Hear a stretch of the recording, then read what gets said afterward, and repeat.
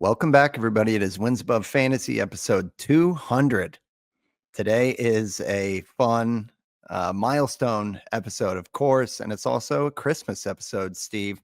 Very excited. I think we had one like 3 years back that I remember was a Christmas special because you can't forget when you have Paul Sporer on as a guest. That was sweet.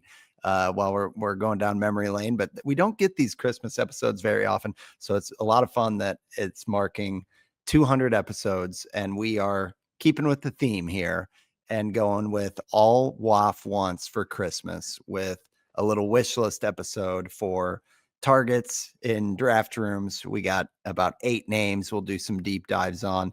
Going to be a lot of fun, but Steve, these are reflection pods, man, because I know I had it in the rundown. Less than 3% of podcasts ever make it to 200 episodes, and we have done it. Can't believe it's been 5 years. Fantastic. It's great to be on with you here talking baseball in the middle of us being snowed in Central Illinois. So how's it going out there? And happy 200, man.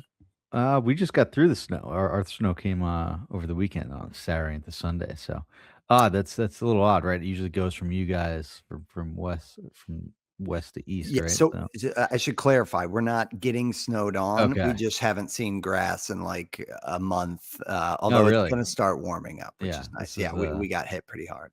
This was the first snow for us up in the Northeast. So There you go. lucky Yeah. there, but I don't know. They're saying it's going to be I don't know who they are, but they're saying there's going to be a lot of snow this winter. So we'll see. Yeah, man. I don't want to say I never would have imagined that we got to 200 episodes, but it was never something that I like thought about, and like now to see that number even more so than 100, right? Like, I don't know, you're more cognizant of it when we were first doing it, and you all like 10 episodes was a big deal at that Totally. point, and for us that like this was our first sort of break into the industry, not the I still Not that we're mainstays, exactly, yeah, I still creep myself out even thinking that I'm of any bit of importance in the industry. Just even using that word gives me the heebie-jeebies. But yeah, it's a big deal. I mean, we've put a lot of time into this, and to stick with it, I think is special. I'm glad we got to do it around this time of year. It is a cool Christmas gift to ourselves, just to sort of acknowledge, the consistency that we've done with this. I'll never forget, like Nick's Nick Pollock's first like words to us, are just like his biggest piece of advice was just get your reps and like be consistent. Like that's how you grow your show, just being consistent Mhm. and posting every week, and not missing episodes, and being consistent with it. And to get that fact that we've gotten to 200, I know that this is not even a side gig for us. It's probably like a side gig, right? Especially considering that we've become parents during that time, and Yep. it Yep. was a lot different of a scenario when we started this show and had a lot more free time. Like I think we started this like in the height of COVID. Yeah, When neither one of us were yeah, married. yeah, Yeah. neither one of us were married. Like we literally couldn't go anywhere at the time just because the world was shut down. So to stick with it through becoming even busier and everything like that, I think is pretty special. And it's I know we've missed some this was the first year that we actually like skipped a week, like I think even like in season, or like just a few days even. Yeah, So a the no testament hitters to, up. yeah, Yeah. exactly, but still, the fact that we got to 200, it's worth mentioning. I'm glad you brought it up. I'm glad it's around Christmas, and here's to 200 more. Yeah, man. And thanks to Pitcherless for the support for us, but most of all, thanks for the listeners and anybody kind of coming back and trusting us for an hour while they're doing laundry or commuting. And when we get those comments of we work out in the mornings and listen to your show, like that, those have been some of the Yeah, coolest yeah. parts of this whole run. So yeah, thank you guys for the support. And we're very excited to be looking ahead to next season. I think, that's always the beauty of the balance of winter and fantasy baseball is, at least in the cold Central Illinois where I'm at, it's the deeper you get into winter and the more it feels like, oh my gosh, is it ever going to warm up? Is it ever going to be daylight? The closer you are to fantasy baseball and the closer you are to the best episodes are the best time of the year Yeah, for me draft season, of doing this podcast when we get close to draft season. So that is the segue to tonight's topic. And like we said in the upfront, this is the Christmas wish list for our fantasy draft targets. So I know we do our chalkboard right before opening day where we kind of flag in the ground 3 guys, usually a few targets, a few fades. This is a little more open and loose. I think, Steve, we always kind of balance trying to bring in some names that we haven't talked about as much. Yes. But this, this exercise, I'll be curious to see how you approach it, Steve. But I go to ADP and sort by position, and I'm such a respondent, and I know early ADP is often just grooves or reference points. And we talk about how it's okay to reach for a guy in the 8th round if you love him, even if his ADP is in the 10th round. But I still look at ADP as kind of that foundational point and start formulating my opinions of where I feel like, oh, wait, I'm all the way to these names. And then I see that name. Mm-hmm. And that's where, you kind of peel back the onion and you look at underlying numbers, you look at team context, things like that. And I just think when you look at the list that we have tonight, at least how I approached it is I'm trying to find some of the names that I will start circling as like, these are guys I actually want, which is the nature of a target. And I think the last thing that we've said on some recent episodes is that the industry is starting to get so good and sharp when it comes to looking at underlying stuff. This gets harder and harder every single year. Gone are their days where there's just like a wide awake sleeper at ADP 220, like, maybe close to March, these guys will start scooting up. So that was one other thing I was kind of looking at is like, oh man, it feels like the number next to their name on ADP doesn't match what I think the hype should be or the value and the bargain that I think should be there. So yeah, I got 3 pitchers and 1 hitter, but maybe give me the high level on your thoughts with this exercise and kind of where we are with the overall process, knowing that the heart of draft season is 3 months away. Yeah, same approach. I sort of approached it as an early our guys sort of episode. Like, oh, like if I'm drafting now, these are guys that I really want and like their value. Whereas when we do chalkboard, like I think it's more of a game. Like we want to essentially place bets one way or the other on and then take firm stances one way or the other based on what the market is saying and saying that value is wrong. This is more okay. This is something that we like. And a player that we liked based on cost and just even prior to Very cost, like numbers. Yeah. just Numbers. skills and people that we want for that. Like there was a lot of guys that I was looking at. It's like, oh, some familiar names that you know Kerry Carpenter, Mike Trout, I'm already falling in love again. The old reliable guys, but I shied away from them too and wanted to do like 4 fresh names and even names that we really didn't talk about like in recent episodes. Maybe one guy is someone that we talked about 2 weeks ago or so. So yeah, a similar approach. Excited to get into it and definitely guys that like if I were in a draft room right now, like I would go out of my way to add to the queue. Yeah. To start. I love it.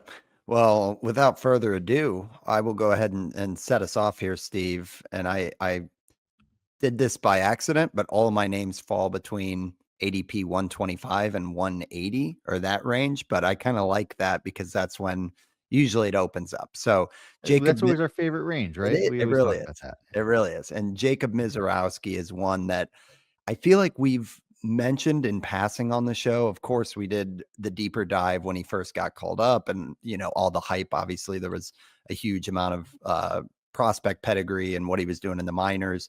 But I feel like he got called up the same time as some other really big pitchers. So I feel like I never, and I missed out on him on Fab and in my home league. So now it's kind of like fresh start, after we saw him for, what was it, 3.5 months, we get an entire offseason to assess.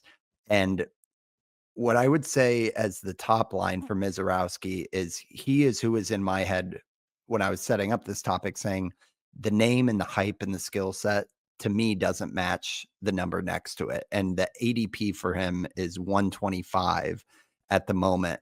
And I feel like there just might be a little bit of It's weird to call it like prospect fatigue for somebody who's this new and made such a loud impact, but then he cooled off. So like when you think about his first few starts, um, he was completely lights out. He looked like an SP1 after 5 starts. The game logs all passed the smell tests that like this guy could be an ace. The walk rate was the one thing that we were concerned about, and that kind of lasted throughout the season. But he had a really rough August where the walk rate ballooned up to like 15%, and he just kind of came back to being good, but like, oh, these are growing pains. But I think to what Nick Pollock says all the time, that like what you want from a pitcher is to see that they can get through those kind of rough patches and come out on the other side solid. And Misiorowski showed us that a little bit in the playoffs across Mhm. 12 innings. He had only 3 walks, so he definitely improved the walk rate. Obviously, under high pressure, high leverage situations, those weren't starts. He was being brought into the games, which is a little bit different, but 16 strikeouts in 12 innings, really good ratios. And yeah, this is a guy that, out and out 30% strikeout rate upside. The 10% walk rate has always been there through the minors. It's been even worse than that. So, make no mistake, that is a question mark. But to me, that's the same question mark that has followed a Hunter Green or going back further, like the Dylan Cease. Like Blake I've Snell to this day, right? Yeah, exactly. And these are guys that, to me, it's not an insurmountable thing to become an absolute stud. And this guy has all of the goods. 7'6" extension, which is the kryptonite for me when it comes to evaluating pitchers. And We're not that supposed to, use, anything other than G language here, man, for that's for it's, yeah, yeah. you're talking dirty to yourself there, with that extension talk there, I know it. I know it. Yeah, it's gotta be PG, but Yeah. that much extension is would afford like a 93 mile per hour fastball, and it sits 99.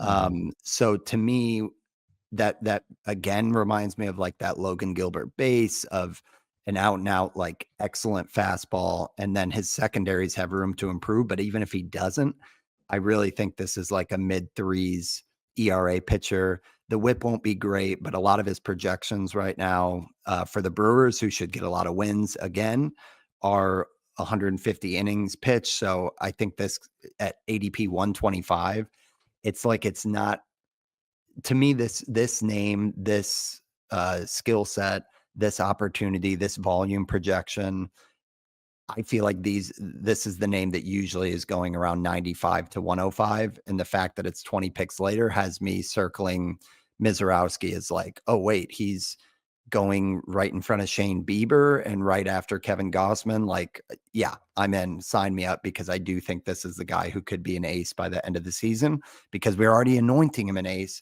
after his first 5 starts. So, yeah, I really like Misiorowski. He's probably not going to go much more than 150, 160, but big fan. And I think that there's value here. So, yeah, that's my long rant on Misiorowski. But Steve, your thoughts on that one?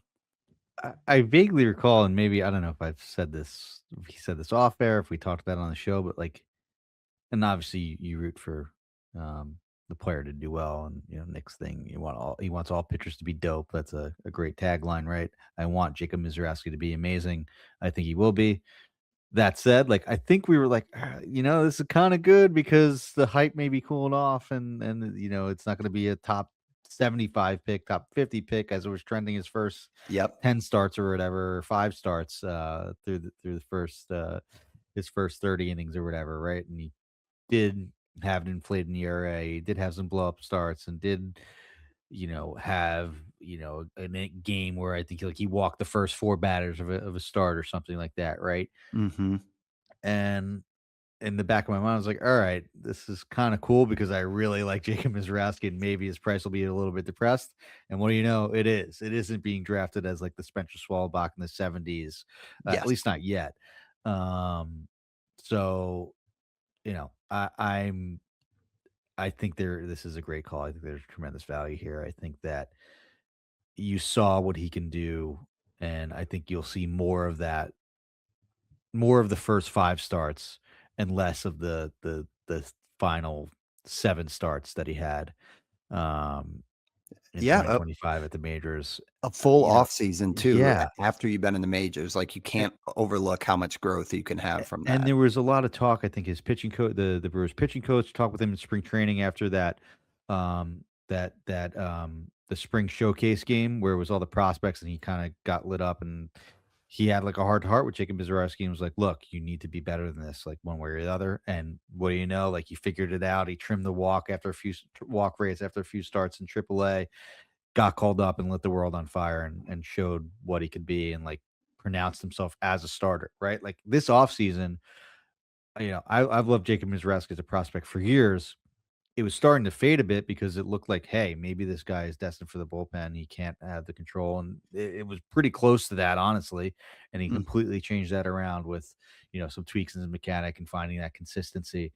So that's huge for him. Like like he's able to do it. He showed it, um, and I think there is a big year ahead for Mizrowski. And yeah, like this is a player where it's the hype kind of isn't there, and I'm kind of glad it isn't yet, because this guy has the upside of you know, like I mean, struck out 9 this Dodgers in the this World could Se or in the be the next NLCS. this Yeah. could be the next Crochet. Mhm. Like that's really, really High praise. that's not far off from actually happening in my mind. Yeah, yeah, for sure, and I think, like, when you just translate it to the numbers, some of the early projections for some reason have that K rate dropping down to, like, 25.6% with an 11% walk rate, but He's never come close to that ever. no, Yeah. no, he has been eclipsing 30% every step of the way, and again, like NLCS, 5 innings against the Dodgers, game 3, 9 Mhm. strikeouts Yeah. in 5 innings. Like, Yeah. this guy There you is go. such a Yeah. stud. So, Yeah. hopefully the price does remain there. But, Steve, let's swing over to you to, talk about another pitcher, an exciting one that we have not talked about on the show, or at least Y enough. No, we have not, and I'm glad, we did, a show that allowed me to bring him up. That's Tatsuya Ima. I believe I'm saying that correct. That's, a few of the pronunciation guides that I looked at. Ima is the last name, Okay. Imai. He's coming over from Japan. He's currently being drafted, around ADP 195. That's rising, though. In recent drafts, he's going around pick 140. Um, Obviously, when he signs with a team, depending on who that is, like that's probably only going to shoot up. Uh, so take that ADP value with a grain of salt. But yeah, he looks to be like the next big thing coming over pitching wise, from Japan. Last year in 162 and two-thirds innings pitched, he had a 28% strikeout rate, a 7% walk rate, and a 192 ERA. That was coming off of 2024, where he was just as good, 173 innings, 234 ERA, 26.3% K rate, and 9.8% walk rate. So that's nice that he improved on the walk rate. He's Mhm. 27 years old, so coming over in the prime of his career. I know MPB is a lower run environment, so take those ERAs with a grain of salt. But what's exciting is the pitch makeup data as far as the fastball composition. Saris had a great tweet a few weeks back, stating that um, Ima's fastball comps really well to Joe Ryan's, and we know how amazing Joe Ryan's fastball is, Mm. despite the average to slightly below average fastball velocity from Joe Ryan. His arm angle, his low release point, and that ride that he generates from his slot makes his fastball essentially unhittable at 93 miles an hour. To be comp to that is great. And oh yeah, there's more. Ema throws about a mile and a half harder than Joe Ryan. So a lot to be excited about with the fastball shape. So yeah, check out that tweet by from the middle of November. I am super excited. Um, to see where he signs, Yeah, I and just saw think that he's going to be, another guy that comes over and produces immediately, like Kodai Senga did, like Yamamoto did to an extent prior to getting injured in his first year. I don't know if it's going to be the Yamamoto, Cy Young Award winning type of thing, but I think it could definitely be close to a Shota Imanaga performance. Mm. Another guy with surprising ride and from a fastball that doesn't have elite velocity, but still an elite fastball and splitter. So it's exciting because he has those sort of qualities that make fastball good, fastballs good, and he has the velocity on top of it. So really excited about him and think that he's a great value right now and will be regardless of where he lands, ADP wise once he signs. Yeah, I had a December ADP split up, and I saw his name like propped in there, like you said here, like around the 140s. I was like, oh Hmm. boy, this one is going to be rising up. It's going to be a Hmm. name we're going to be talking about and watching closely. And next to happen, I believe his deadline to make a decision with his current contract situation is January 2nd. So hopefully, I mean, getting close to the holidays, I feel like less of the hot stove stuff happens, but this one uh might happen. And I know there's some rumors with like the Phillies, the Cubs, the Yankees, big markets. I mean, I guess do we have to put the Dodgers in there as well? Are they linked at all with I EMA, think Steve? Dodgers, Mets, yeah, you can never rule them out. Yeah, Yankees as well, yeah. but all pretty good Yeah, landing yeah. spots in terms Cubs, of Cubs. I saw yeah, Lance doing the offense, video pitch about it. Yeah, development. yeah. Yep. So yeah, it'll be interesting. I'm excited to see more and better understand kind of the repertoire, but not a huge guy. I think that's another Yamamoto comp is they're both around like 5'10, 5'11. So not this like dominating presence, but certainly Yeah, I think seasoned. Yeah, he's got pitching experience. Yamanaga too is not Yeah, the yeah. biggest build, right? Yeah. Exactly. So yeah, that's a good one there, Steve. Tatsuya Ima. And man, if you can jump in at ADP 195 or anything close right now, Yeah. that's clearly Yeah, I don't think you're a getting bargain. around there now, Yep. but Okay. Well, yeah, we got a handful of other names that we're gonna get to, but we're gonna go ahead and take our first ad break. We'll be right back after this. All right, so Steve, you couldn't have a more yin and yang transition here from Misiorowski and Ima to Yandy Diaz. he was At gonna the be on my list, dude. This is a good one. no way. Okay, I love Yeah, that yeah, you had him yeah, on there because yeah. Diaz is not this like sexy, his draft stock is not going to be shooting up month over month, age 34. It's like what you see is what you get. And, pretty much since he switched his launch angle from like negatives and ground balls to being passable with double digit homers, we've kind of known who Yandy is, but I feel like we're still sleeping on how much the good parts of Yandy Diaz can help us from a fantasy standpoint. And right now, his ADP is at 135. He is the 14th first baseman off the board, but running the old Fangraphs auction calculator on his projections for 5x5, he would actually be the sixth best first baseman based on value, despite being the 14th one that goes off the board. So I think you could almost, not that you need to, or I would recommend it, take his ADP, cut it in half. And that's kind of where his value is falling because of the fact that his batting average is just such a bankable asset. And I know we always talk about a batting average floor in the early rounds and how that can be kind of overlooked, as can be runs, which Yandy Diaz is a huge a boost for your roster, your roto, whatever you need. Diaz is doing that stuff, that the high average and the runs, but the pop has also taken a step forward. Last year he had high watermark for his career with 25 homers. Granted, that was at Steinbrenner, where he did have some wall scrapers out in right field. So maybe it's more like you're happy with 20 homers or more. But I think we're now looking at enough years in a row where Diaz can be chalked up for a 285 average without wish casting there, and it could be even better. Last year, he had the seventh best batting average in the league. And yeah, the runs, the RBIs are not nothing. The only thing that he really lacks is the stolen bases. But when you put all of that into a guy that's going 135, he just does a lot of stuff that you can't get elsewhere in that range.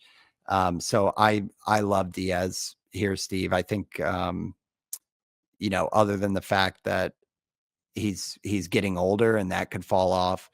There's not a huge ceiling like there are some other names around here.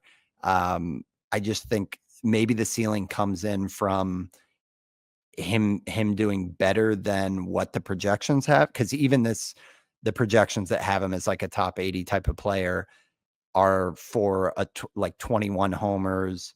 I think it's like a 280 batting average, but we've seen Yandy do 300 a couple times. So yeah, I just think this is a huge opportunity to get average, get, some of these rare stats at a first base position where you usually go for a huge amount of pop. So you probably got to compensate there. But yeah, I'm really big on Yandy, and I think you won't have to reach at this range, which is one of the best parts about a 34-year-old being on your target list. But thoughts about Yandy? You said you were liking him too. I think he's just a super undervalued fantasy asset at this point. Um, for a lot of reasons, right? The power is an elite, the age, um, even just the team just isn't sexy, right? There is like I guess a bit of concern, like the 25 homers he did play half his game at Steinbrenner, like Yep. you know, um, so going back to the Trop, but I mean, hey, he did hit 22 homers in 2023, right? Yeah, it was a bit of a disappointing year 2024. We had just a 775, 755 OPS, and that kind of led him to be basically a forgotten asset last year. Hmm. Um, with just the 14 homers, but that's the outlier among the last 4 years since 2022. Um, like that was still a 120 WRC plus. So real life player, like he's never been worse than 20% better than a league average hitter. And he Hmm. still helped you in batting average a bit that year too, right? With a 281, the 65 RBIs and 55 runs weren't great, but also don't like kill you. But when he's a player that um, it was the most games that he played too at 150 in the last 4 seasons, right? So that helps with the counting totals too. If he can stay on the field with the amount of hits that he gets and runs and in a decent lineup, right? I know I kind of talked him down, but um, there's a lot that he does well. Like it's like a Stephen Kwan, like it's like a different version of the Stephen Kwan profile, right? Like more Hmm. power, like 15 to 20 homer power. Obviously slightly less batting average. But hey, I mean, he does have a 330 in there, a 296 and a 300. So I know people like Stephen Kwan. I've always been one of them. But I think there's a really good real life baseball player in here, and someone that I think is undervalued in the fantasy world, especially as he's getting up there in age.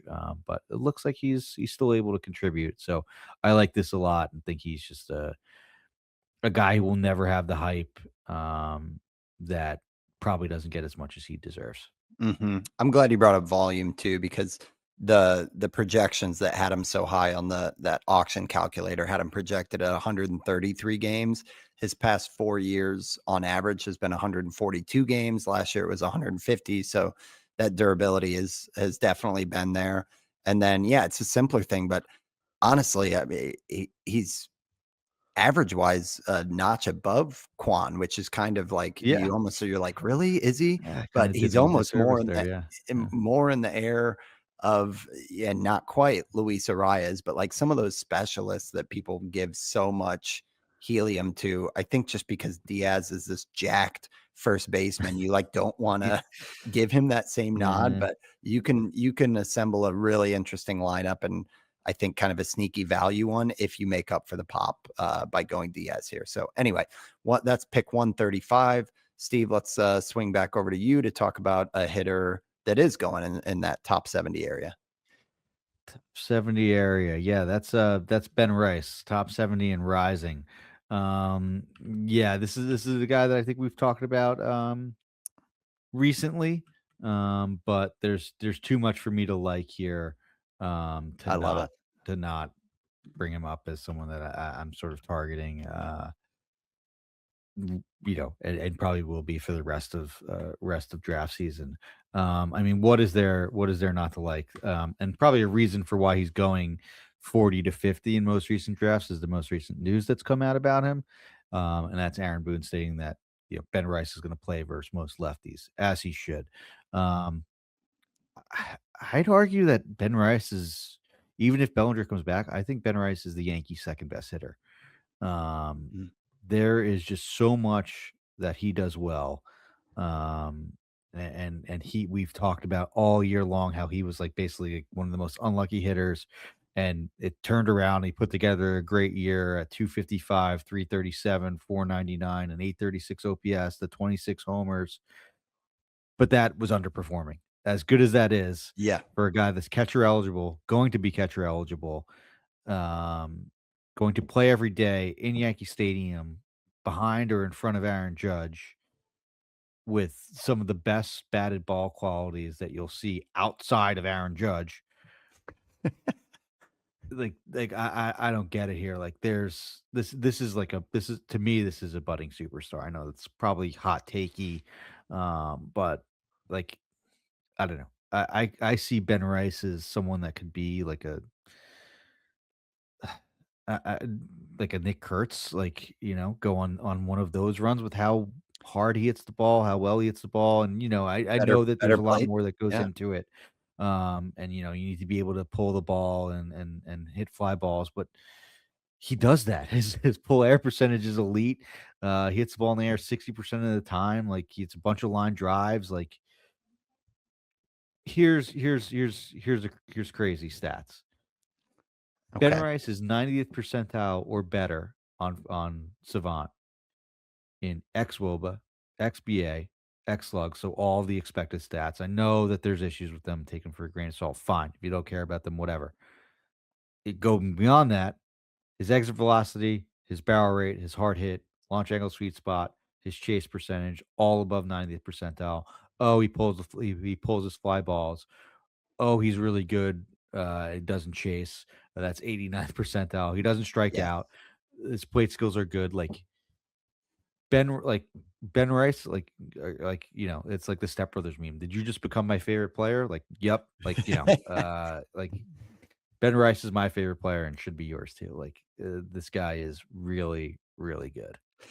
Well, first of all, for the rest of his career, Steve, I will take all the Ben Rice hype because it haunts me to this day when I overspent on him in our WAF listener league, and my home league never let me 2 hear how years he. ago. This was 2 Yeah, 2 years ago, years right? ago. 2 years ago, right. It's like you're never wrong, you're only You're only early, early. and we liked him, but last year, you're right. I mean, it was ti every it felt like every episode last season, we were like, Ben Rice falls on this chart. Ben Rice is one of these names. He's an April to May riser, like all that stuff.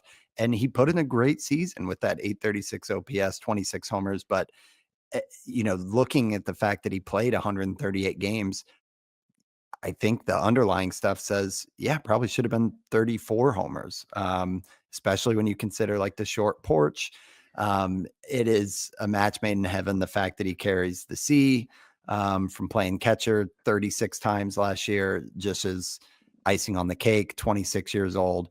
And I was nodding my head when you were talking about the Nick Kurtz comp, but the thought that comes in is, yeah, but he doesn't have that 30% strikeout rate. I mean, he's a guy that's had, the it's like the hitter version of the K minus BB, right? Where it's like he takes a walk, so that helps with all the real baseball stuff and runs scored, but also he's striking out less than 20% of the time. So if it doesn't pop this year, we need to, read a 20-page white paper on like what is unique about, is this going to be one of those anomaly ones? What's happening? But everything says this is a full green light. And especially with the news you said about he's gonna hit against lefties and everything. I don't know why he wouldn't be up in the same breath, if not in front of Shea Langoliers 10 picks before this, right? And that's kind of the idea. Here's sort of the weird part of his profile, I guess, that led to him quote unquote underperforming um, this year. Mhm. Um, on Baseball Savant, there's like a run values table. It tells you how hitters and pitchers, vice versa, perform versus certain pitch types, right? Um, Ben Rice had a 9 run value, which is really good versus sinkers, a 6 run value, which is good versus sliders, and a 0 run value versus forcing fastballs, which to me jumps off the page. Like, hit Interesting. sinkers that well, and you're hitting sliders. Like, what's going on with the fastball? Like, can you just not catch up to it? He did okay. I mean, he hit 255, slugged 482 um, versus fastballs, versus forcing fastballs last year. But his XBA was 315, his X slug was 654, and his X WOBA was 440 versus a 356 actual WOBA. So you His just got hard hit unlucky. percentage versus forcing fastballs was 69.8%. 70% of the fastballs that he hit were hit above 90 miles an hour. Like, he crushed fastballs, but just did not get any actual tangible results on them. Wow. Um, that's going to change. Like, I think Ben Rice is someone that could have a monster 2026. Yeah. Okay. Well, switching gears to another name we talked about throughout last season that just kind of carries over. We start to develop our WAF guys. I think we would say Ben Rice is one, and Trevor Rogers is another one that Steve you were talking about in kind of the summer months of like don't miss what he's doing. This is how early does he go in next year's drafts? And I don't have the exact numbers in front of me of what we were projecting, but I think it was a lot sooner than an ADP of 162. Rogers with the Orioles, he was their best pitcher last year. He should be opening day for them, and on a bounce back year that at this point we thought maybe would never come. It felt like we got burned so many times of, oh, is Trevor Rogers back? This and that. And with the Orioles last year, across 18 starts, had the 1.81 ERA and a .90 WHIP. Strikeout rate is never like jaw dropping, 24%, but the 7% walk rate is really solid and kind of helps with that low WHIP. Sure, there will be some regression, right? But it's the more real changes under the hood that we were excited about, that he added a much needed tick to the velocity on his fastball from 92 to 93. He threw the fastball a lot more last season, and that fastball had a 158 batting average against. Um, Looking at kind of his pitch plots, the fastball and the sinker, which makes sense, lives right in the same zone, but they have much different movement patterns, of course. So I think it's those two pitches um, playing off of one another that make those so effective. But still looking at some of the swing and miss stuff, even though he's not a huge strikeout guy, his slider sweeper combo jumped with a up to a 40% whiff rate versus 25% that it was at year before last. So Trevor Rogers at an ADP 162, and this is a guy that they will want to be a workhorse. He's projected out at like 180 innings. I think this is another one that it's like, it's not your, I know some people, there are some Trevor Rogers truthers out there. I don't think he could turn into like an SP1. I was one for sure back in the day, but yeah, Yeah, way uh, back when. And yeah, yeah. because he's, it is a little different with like the lefty and the release and all that Mhm. stuff. Like he's kind of a crafty, deceptive pitcher. And it's worth noting that he's not green in a sense that he had that phenomenal Mhm. 2021 where it was like a 264 ERA. And he did have a lot more strikeouts per inning and everything. You look at a guy though that has those miles on him, and he's still just 28 years old. I think we could see like an SP2 type of performance from him next year if he gets the volume of 180 innings. And I think the 162 ADP is just too deep. It's not reflecting any of that. So I definitely think there has to be regression from the crazy stats he put up in 18 starts, but I think we're sliding him back way too far right now. Your thoughts on Trevor Rogers? I know you liked him last year, but do you feel like this, with context of the ADP, feels like a good target still?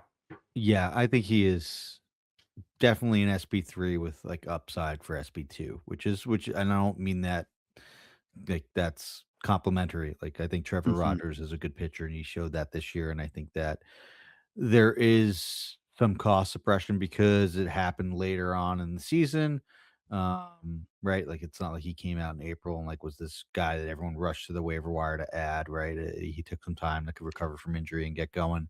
The shape of those 18 starts were later in the season. If had they come, from April to just past the All-Star break, maybe it would be a little bit different here.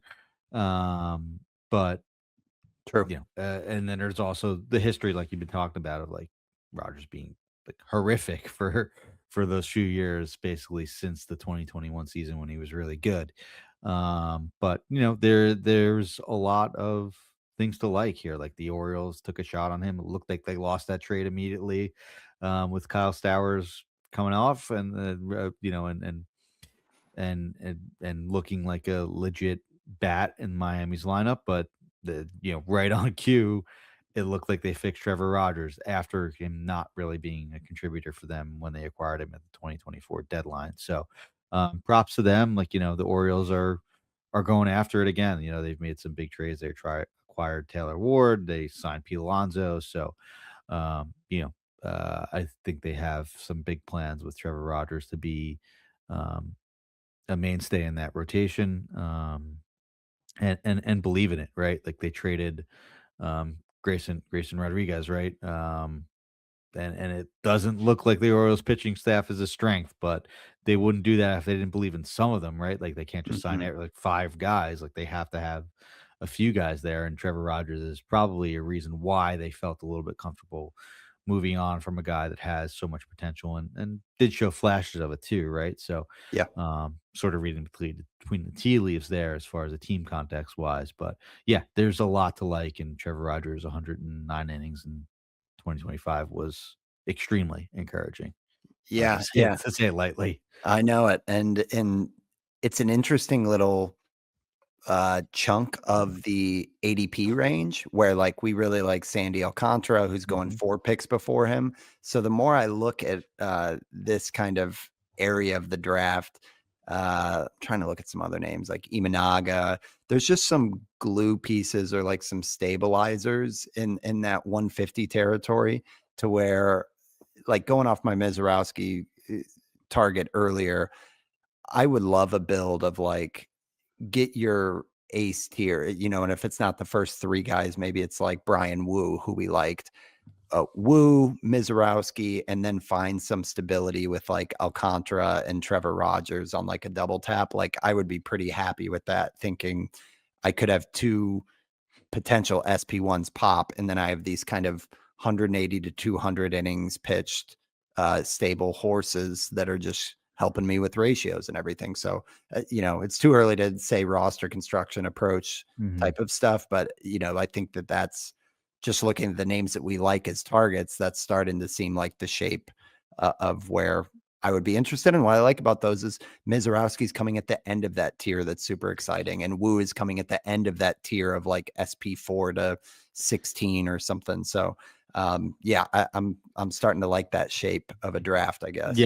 if you like a few of those guys ahead of them, you have guys that, like, you could fall back on and, okay, this is the end of the tier limit. Like, I know you say you should start runs, not end them, but if there's guys that you like sort of at cliffs, that's something nice to have in your back pocket too. But, Yep. Yep. hey, I mean, I guess if other people like them too, you could get sniped there, but, Yep. Okay. Well, Steve, talk to me about another a Stav special here, and one that I have not really formed an opinion on yeah. for this season, even though we've loved them in years past. This is Yordan Alvarez. I know it's like not a bargain ADP or anything like that. And 39. 39. and I have ADP 39. I have fallen for this trap plenty of times before, right? Like, um, elite hitter coming off injury should bounce back. Um, but I think this is different. Jordan's still in the prime of his career. I know it's was as bad as a year could go for him. Just, you know, gameplay wise, and you spent probably a mid to late first round pick on him and basically got he got 6 home runs. Like when you're counting on, even if you do believe that there's upside of like 45, like you project him in for like 30, right? Even with time that he could potentially miss, and Yeah. knowing that there's lingering injuries, but to get that production, an OPS that didn't start with an 8 for him is shocking, right? Usually you see Yeah. nines and sometimes tens on those OPSs. But that being said, I think it was sort of as bad as a year can go for him.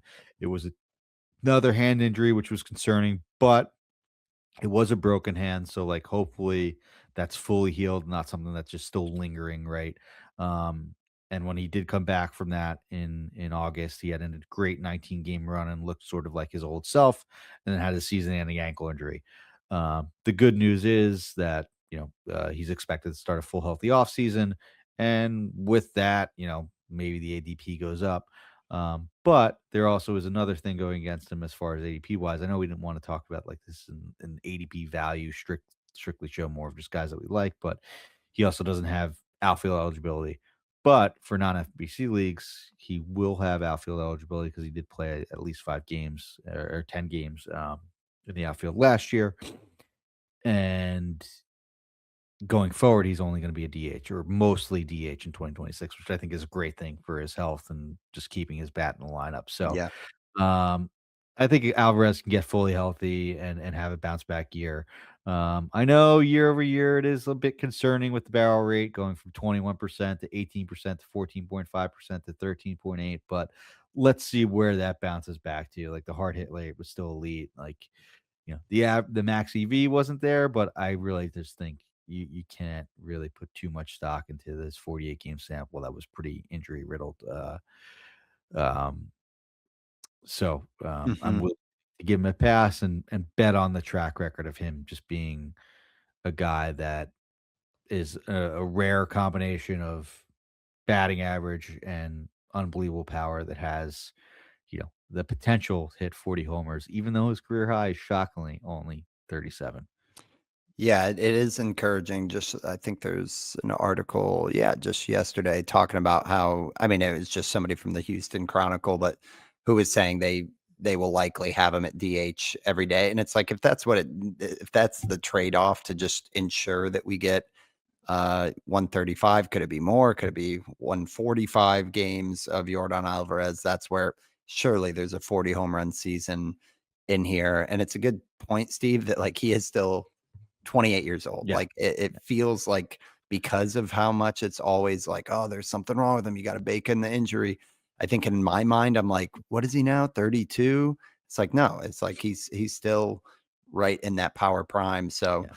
the only thing I would say about it is, and I know that we were just drafting him as like a first rounder, but it feels like he's still like I wish the discount was more, but Yeah, yeah, that's fair. I I mean, what, guess you still gotta send a late second or early 3rd round pick on him, right? yeah, probably third round pick, which Yeah. isn't I mean, when you think about it in those terms, I'm just thinking like top 40, but hitters around him right now, it's like Mookie is behind him, Bryce Harper is behind him. I mean, he's still in a different class in terms of power average that you can bank on if he stays healthy. So, and it's a good note that he got through the hand issues and then it was just like, okay, it's an off year and like now you got the hamstring. So, um, I like it, man. I think definitely in those home leagues, but even in NFBC leagues, we've seen that utility tax go too far with Yeah. guys like Like Ozuna in the Schwarber, past. Or yeah, yeah, yeah. exactly. So, Mhm. yeah, it's a good one. All right, we've got a couple more names. It's fun rifling through these, but we're gonna have to take our second ad break, and we'll be right back after this. Okay, so Steve, thought the 200th episode was, a special occasion and like a bottle of wine that you wait to open. I think this will be the first time I've voluntarily brought up a relief pitcher on the show. Look at us. Um, We're growing. 200 but episodes in. yeah, it just takes 200. Abner Uribe, and I know this one's tough crystal ball because there's closer trade talks with Trevor Megill. He's linked with the Mets, with the Yankees. And Uribe's already, it's like writing on the wall. A lot of insiders for the Brewers are saying like, oh, it's his closer job no matter what. And McGill's probably going to be moved, blah, blah, blah. Uribe got 7 saves last year, so it's not like he's been a zero in that. But this pitcher, and I know it's not a new name, it's one that we've really been like lighting up about for it feels like 2 or 3 years. But the stuff is so good. He's still just 25 years old. Um, Elite ground ball pitcher, sits 99 with the fastball. Like there is just ridiculous swing and miss stuff that he has with his slider. So Uribe to me feels like, it's going to feel blasphemous to say like Mason Miller type of skill set, but like every now and then those relievers come along like Hader, Mason Miller, where like you can't turn off the TV when they're on because their stuff is so electric. Like it really is the word to say is electric. Uribe has that stuff.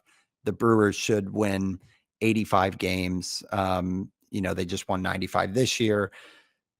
If he can have that opportunity locked down, my question is just how steep the draft investment comes. Like I think he could be a top 75 pick, top 60 pick.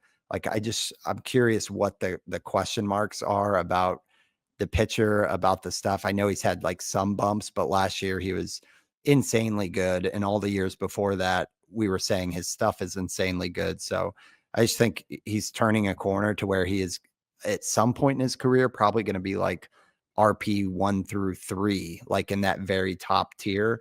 And right now his ADP is 178, although that's going to be moving up really, really fast if Megill does get dealt. But for a guy who loves any bargain I can get on closers and relievers, Uribe is definitely a target right now that is on the Christmas wish list. But talk to me about your thoughts on Uribe or the relief landscape in general. I mean, he's got as good a skills as any really closer that there is, other than like I don't know Edwin Diaz and Mason Miller, right? Like, but he's just a slight tier below them, right? Mm-hmm. Um, and you look at the guys that Milwaukee produces just all the time, right? From Devin Williams to Trevor Megill to Abner Uribe. Like it seemed logical that he's ready to take the step. I know it's speculation and you need that trade to happen. And then even then, like you need them not to sign a potential closer, which I don't think they will. And a lot of the closers are already signing as we're through winter meetings here, right? With Kenley Jansen and everything going to the Tigers and Williams to the Mets and Diaz to the Dodgers. So that's I don't think there's like a big name that would be like, oh, like they're that's who he's going to close for the Brewers if they sign him and trade McGill. But I mean, even still, like, eh, do we think that Uribe's skills are slightly better than McGill's? Like, I think Yeah. so, right? Yeah. I know would be really hard to just you know uh usurp a incumbent closer who just had 30 saves and the 31% strikeout rate himself. But McGill's never thrown more than the 47 innings he did last year, and did have an IL stint when Uribe did close, right, and was good doing so.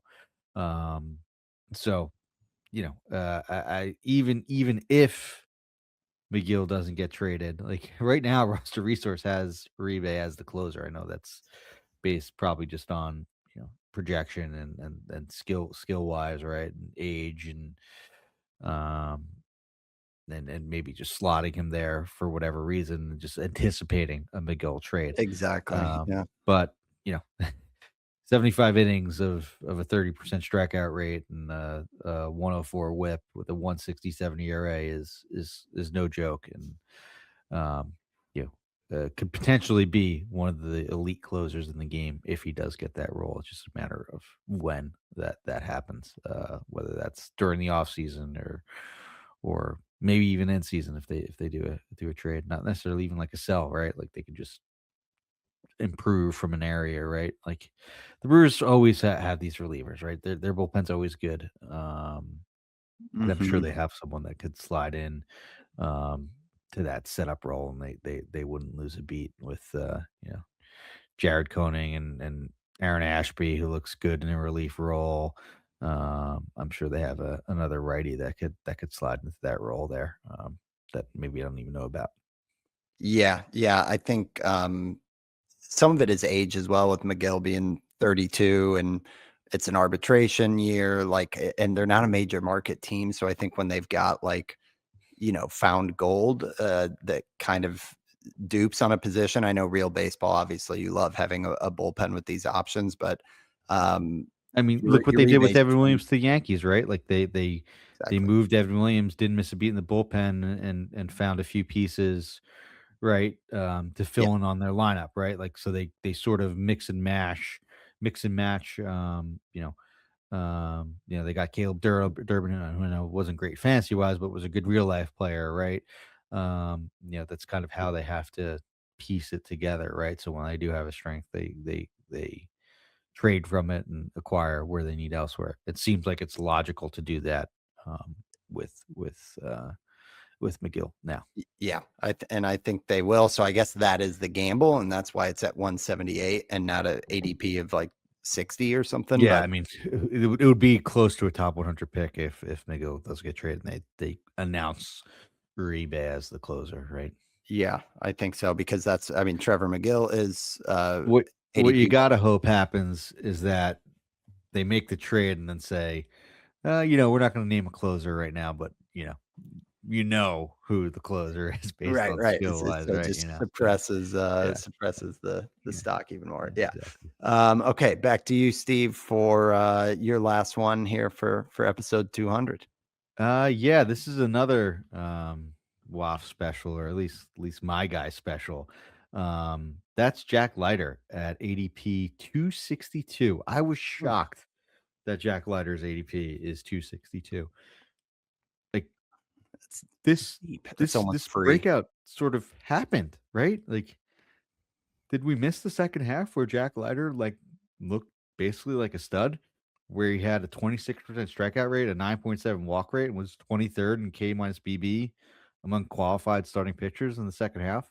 He was ahead of guys like Hunter Brown, Nick Pivetta, Sandy Alcantara, who all this podcast included couldn't stop gushing about how good his second half was. Yep. Um, there was increased changeup usage. He ditched a sinker in July, and it looked like he finally put it together. Like right, like every single time Eno Saris put out an article on the Athletic about Stuff Plus, Jack Leiter was always at the top. But we're like, it's not really happening. But maybe his stuff is still great. Well, it finally happened in the second half, and nobody's buying it. I mean, I'll gladly buy it for now. Like he looks like he's finally turning the corner and becoming really, really good. I know that there's some unsightly numbers on the whole for the year, including that walk rate that's above 10% and just a 23% strikeout rate. Like that, right? That was the thing with Leiter. It's like, how does he have all this good stuff and he's striking out only 19% of the guys? Well, in the Mhm. second half, he put it together and started striking out guys and started missing bats and started putting guys away. And really the stuff sort of told you that was only a matter of time. And, talk about a guy that could jump up to like we were talking about with Trevor Rogers, right? Like, this guy has all of the prospect hype, all of the skills, all of the stuff. He's 25 years old now. Like he could finally be putting together. And I know there were some warts in that second half, right? It wasn't like he was the best pitcher in the league, right? But Sure. if you do some game log stats, there's those 10 strikeout starts Yep. came in the second half.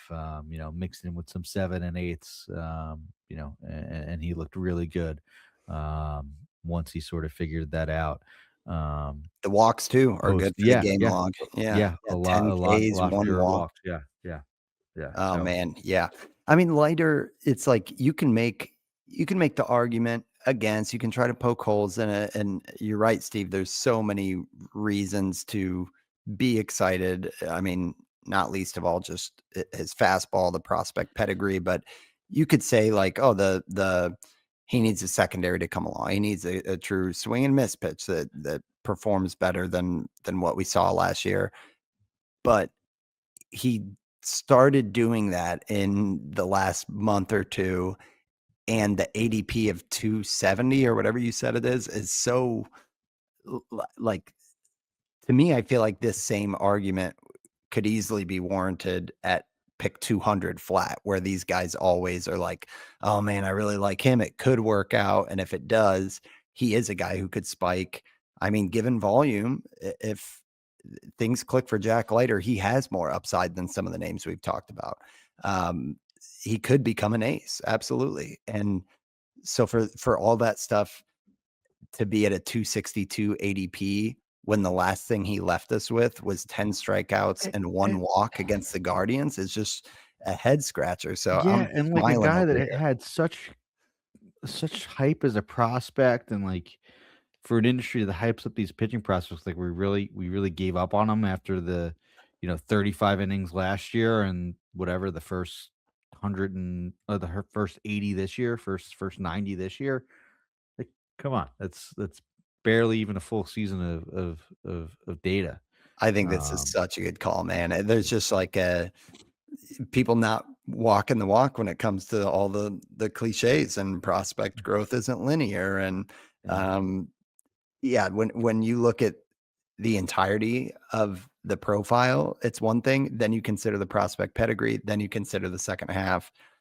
It makes no sense why this isn't like at the latest ADP 200. So I'm with you. I think this is a great one that honestly makes me want to just launch into some early drafts if these are still the numbers. Have you gotten in one yet or thought about it? No, I haven't, but I thought about it, and it'll be soon.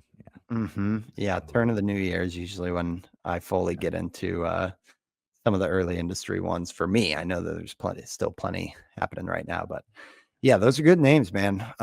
Your forward Leiter, Alvarez, Ben Rice, and Tatsuya Ima, and mine were Jacob Misiorowski, Yandy Diaz, Trevor Rogers, and Abner Uribe, with the big asterisk of what's happening with Trevor Megill, and also the big asterisk of where will Tatsuya Ima land, which hopefully we find out in the next few weeks. Man, these are great names, Steve. I feel like it was a fun, worthy show of Christmas and of episode 200. So yeah, congrats, man. Any big Christmas plans you want to share with the people? No, no. Staying local. Have a bunch of family over, friends, watch some football, I guess, now that football's now on Christmas. Mm-hmm. You know, That's right.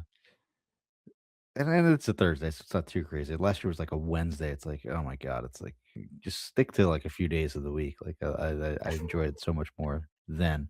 But that I don't know. Leave baseball to be on, in the summer, every single day, every single hour. Yeah, That's the sport I want all the time. stay in your Uh, lane. so Yeah. yeah, yeah. Any guesses? Alyssa got me the Hallmark Okay. Christmas baseball guy. Um, this was a guy who you have loved over the years. I had him on my home league last year. I didn't know how I felt about it, and he ended up being an excellent performer in his second round ADP value. Trey Turner. Trey Turner is correct. Yeah. Good. Like this I knew that like the second you start. I should have said it sooner. Well, where I was going to go eventually is at one Uh, point, I believe you wrote a pitcher list bold prediction that Trey Turner would be 1-1. Is that yeah. right? Yeah. Am I remembering that? Okay. That is right. Yeah, Trey Turner, man. Yeah. He's a good one. I think that speaking of bold predictions, I think it's going to be a New Year's resolution for me. I want to get a written bold prediction back on the site this year. It is fun We'll because aim to do that. Yeah, yeah. yeah, And we it both gives us content for the show too, and we could follow along with it all year. So I it'll give know. us at least 2 episodes, right? Like we review them and talk about them Yeah, when we do it. We'll definitely do an episode. We'll definitely do an episode, but I'll try and I'll try and get some written thoughts down there. I know those take a lot of effort, but we'll take my time and good. then maybe start early and do it. Well, you already got a head I start already on got a some of Ben these Rice things. one, right? Yeah, Yeah, this exactly. episode helps. Yeah. I would say hold me to it as well, but a massive solo project I'm doing. I don't know if I told you about this. It's our 25th year anniversary for my home league that I'm the commissioner of. And for our road trip this year, which we always drive to, within a 6-hour radius to different ballparks, for the first time ever, we're doing the flight down to Tampa late April and doing a Friday night, Saturday night, Sunday. and we're golfing Saturday, going to the game Saturday night. So Friday night's wide open, and I've got this, filmmaker, side hustle in me. So I'm doing a little documentary on our league, interviewing all of the managers and digging up all these archival home videos that we have from like draft days. So I've already got like 4 interviews down with like lighting, and each of them are like bashing each other, like the managers, so that, it's going to feel like Ocean's 11 introducing all these managers. So that is unfortunately going to suck up a massive amount of my free time outside of work and the show. But yeah, I will definitely get you a copy of that. If you need any help or feedback, I'd love to, help out there and throw my name on as an executive producer or something. Oh, I might just need an interview with you for you to say what you've heard about from the outside looking in. So yeah. Oh man. All right. Well, Steve, great doing 200. Appreciate all the sentiments you said up front. This has been a privilege. And again, thank you to the listeners who have been there from the start and keep coming back, or who have joined in and are looking forward to the next 200. But yeah, that's episode 200, talking our Christmas wish list. Till next time, thanks for talking baseball with us.